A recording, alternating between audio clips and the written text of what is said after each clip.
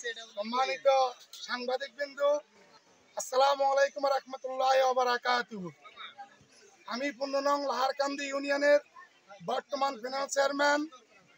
আর এই ওয়াবদার খাল 15 নং লাহারকান্দি ইউনিয়নের মধ্যবর্তী অবস্থানে আছেন।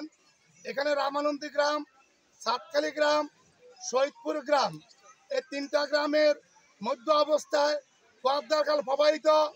এই খালে ভাঙ্গনে আমাদের 2 কুলের গ্রামবাসী বাড়িঘর ভেঙে অসহায় অবস্থা মানবতার জীবন যাপন করেছে।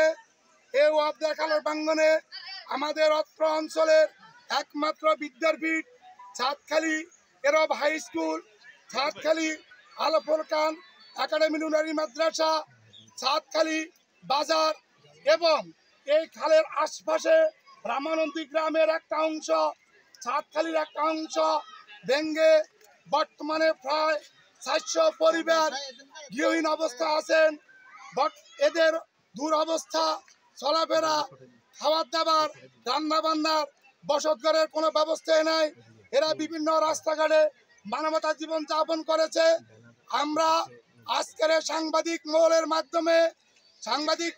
মাধ্যমে ওনাদের কলমের মাধ্যমে আমরা জানিয়ে দিতে চাই, মাননীয় জেলা প্রশাসক মহোদয়, নির্বাহী কর্মকর্তা, পানি উন্নয়ন বোর্ডের কর্মকর্তা, আমাদের এই এলাকা যেন অতি দ্রুত ভাঙ্গন রোধের জন্য বিহিত ব্যবস্থা করেন এবং আমাদেরকে বাঁচিয়ে রাখার জন্য যেন সহযোগিতা করেন।